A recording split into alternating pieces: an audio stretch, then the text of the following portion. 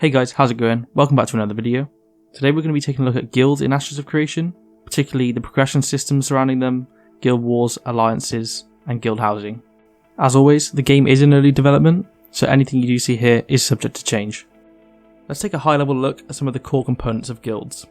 Currently, the max guild size is 300, and this is dependent on the leveling path that the guild chooses to take. We'll cover that more later on in the video.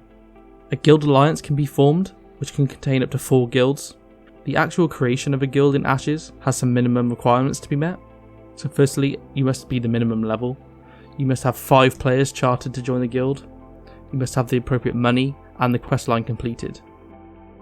A guild can obtain patron status for being one of the highest contributors during a node's development. Starting from the town stage, one guild will be able to have this status, and this will increase by 1 for each additional stage that the node has developed. This opens up possibilities for benefits such as in-node guild halls. Guild skill trees are a progression system being implemented.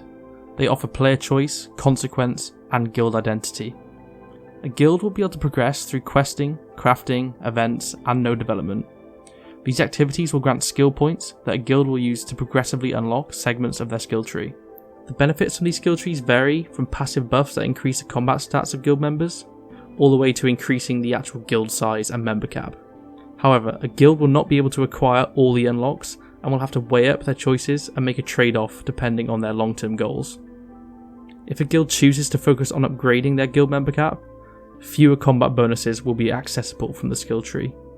The obvious aim here is for this to reduce the impact of guild zergs and offer opportunities for smaller skilled guilds to have a greater impact. My concern with these skill trees is the impact they might have on the gameplay outside of the guild content.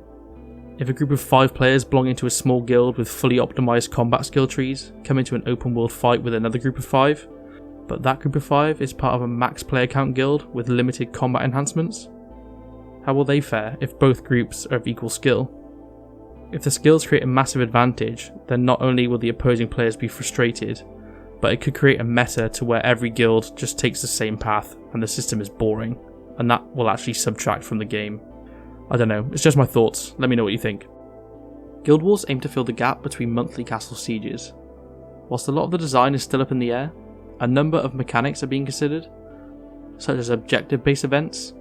This would be something like an attack and defense scenario on a guild's hall or fortress, and these events will have victory and surrender conditions. Once a guild war is declared, the PvP flagging system is no longer considered, meaning that the guilds at war are free to fight wherever they please. And these guild wars may exist between multiple guilds and alliances at the same time.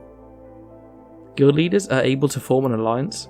Once the alliance is formed, the leader is able to invite up to 3 additional guilds. Being part of an alliance will enable an alliance communication channel, a shared guild bank, and alliance specific quests. Importantly, there is no member cap in an alliance, only a max of the 4 guilds. Looking back to the progression system, a large guild could effectively split into 4, form an alliance, and then be able to benefit from the combat enhancing guild progression. When a guild obtains the required level, the guild leader is granted the ability to place a guild freehold, and a guild hall can be established within that freehold. The guild hall will serve as a place for a single guild to congregate and customize different options. They will play an important role within guild wars, as they will become the objectives for warring guilds.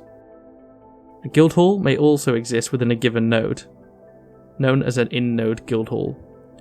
These are restricted to patron guilds of that node and will have different perks and benefits to a traditional freehold plot. Finally, 5 castles will exist within a world and can be occupied and defended by the owning guild, offering tax revenue and additional buildings for use. I talk more about this in my castles video, which you can find in the 5-minute playlist. Thank you guys so much for watching the video and your continued support and feedback. If you did like the video, please give it a thumbs up to let me know. And if you're looking for some more Ashes of Creation content in the future, please do consider subscribing. And I'll see you guys in the next one. Bye guys.